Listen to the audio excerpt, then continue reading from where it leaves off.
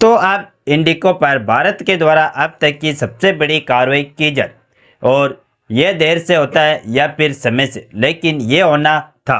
क्योंकि दोस्तों, कभी कभी जिंदगी में सबसे गहरा घाव हमें किसी बाहर वाले से नहीं बल्कि अपने ही घर के किसी ऐसे सदस्य से मिलता है जिस पर हमने सबसे ज़्यादा भरोसा किया। भारत की एविएशन इंडस्ट्री में आज ठीक वैसे ही मंजर दिखाई दे रहा है, क्योंकि जिस इंडिको को हमने सालों तक भरोसे, सस्ती टिकट और समय पर उड़ानों का प्रतीक माना था, वह इंडिको आज भारत के पैरों पर कुल्हाड़ी बनकर खड़ा है। और हैरानी की बात यह है कि कुल्हाड़ी चलाने वाला कोई दूसरा नहीं बल्कि वही कंपनी है जिसे भारत ने सबसे ऊंची उड़ान दी थी। इंडिया के आसमान में एक ऐसा समय आया जब जेट एवरेज डूब गया, किंगफिशर गायब हो गया और कई छोटी एयरलाइंस धीरे धीरे खत्म होती चली। उस दौर में एक ही कंपनी थी जो लगातार आगे बढ़ रही थी और धीरे धीरे भारत की पूरी हवाई व्यवस्था की रीढ़ बनती चली गई। लेकिन जब आज यह कंपनी इतनी बड़ी हो गई है तो यह भारत द्वारा बनाए गए नियमों पर नहीं बल्कि अपने नियमों पर चलने की कोशिश करे और अपने मोनोपोली से भारत के नेशनल इंटरेस्ट को भी हिलाने की कोशिश हो रही है। लेकिन अब खबर आ रही है कि भारत का नेशनल इंटरेस्ट ही हिले, उससे पहले भारत ने इंडिको को ही हिलाना शुरू करे। और ना सिर्फ इंडिको अपनी बर्बादी देख रहा है बल्कि बड़ी खबर यह है कि भारत की तरफ से बहुत बड़ा स्ट्रिक्ट एक्शन इंडिको के खिलाफ लिया जा चुका है और इंडिको को बहुत तगड़ी वार्निंग मिली है। पूरी अपडेट क्या है और आखिरकार इंडिको के खिलाफ भारत को इतना तगड़ा एक्शन लेना ही क्यों पड़ा, इस पूरी डेवलपमेंट को इस वीडियो में समझते। नमस्कार दोस्तों, मैं राधेश्याम और आप देख रहे हैं KSR न्यूज़ 24।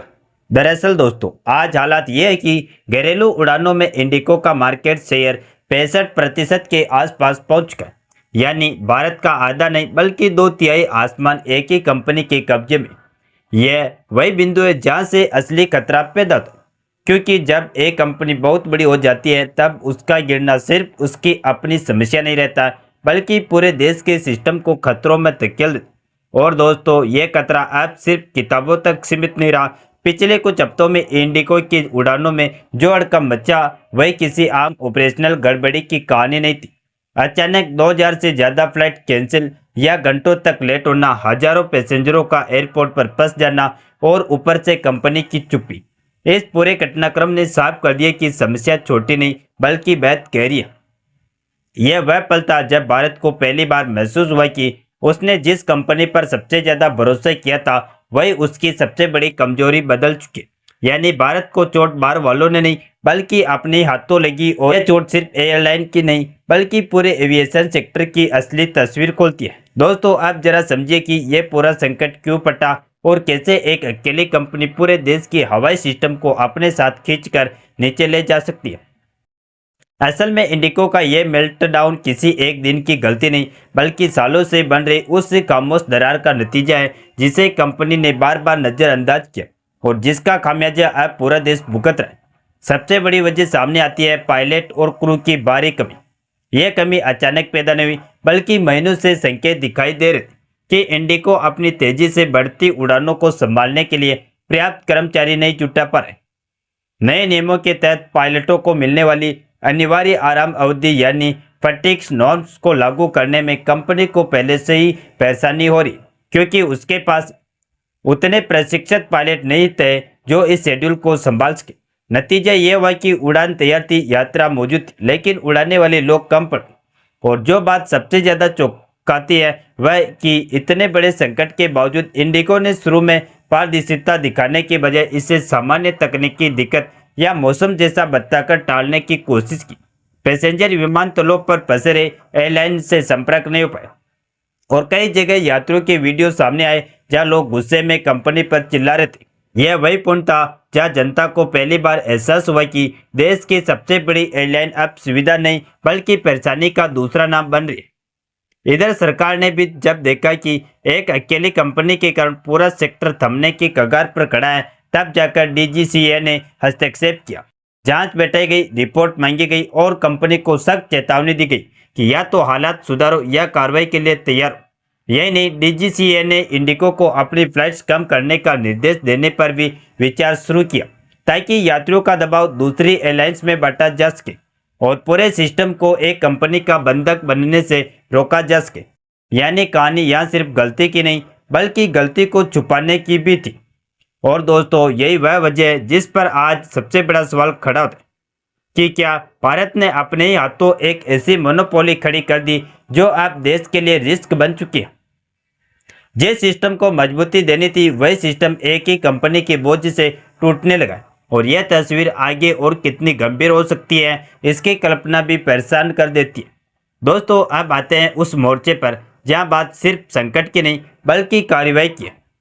सरकार ने साफ कह दिया कि इंडिको को अब बहुत सख्त कदमों का सामना करना पड़ेगा और यह कार्रवाई केवल एक कंपनी को सबक सिखाने के लिए नहीं बल्कि पूरे क्षेत्र में एक उदाहरण बनाने के लिए की जाए।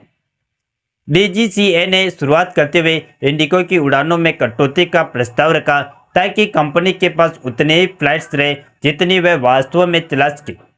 यह कदम छोटा नहीं बल्कि एक चेतावनी है कि अब मोनोपोली की राह पर आगे बढ़ने वाली किसी भी कंपनी को भारत खुले आसमान की जगह खुली छूट नहीं दे। इसी बीच संसद के भीतर एक और मोर्चा खुल चुका है जहां विपक्ष ने सीधे सीधे इंडिको पर उंगली उठाते हुए कंपनी के खिलाफ कंपटीशन लॉ के तहत जांच की मांग की है। कुछ नेताओं ने तो यह तक कह दिया कि इंडिको को दो अलग इकाइयों में बांट देना चाहिए ताकि कोई एक कंपनी पूरे देश की उड़ानों पर कब्जा कर सिस्टम को बंधक ना बना सके। वही कंपनसेशन को लेकर भी दबाव बढ़ रहा है कि जिन यात्रियों ने इस संकट में दुख झेला है उन्हें सिर्फ रिफंड नहीं बल्कि भारी जुर्माने के साथ मुआवजा भी मिलना चाहिए। लेकिन यह लड़ाई सिर्फ संसद या डीजीसीए तक सीमित नहीं है। असली सवाल यह है कि भारत इस मोनोपोली को तोड़ेगा कैसे। इसका पहला कदम होगा स्लॉट डिस्ट्रीब्यूशन यानी इंडिगो के कुछ महत्वपूर्ण स्लॉट को दूसरी एयरलाइंस को देना।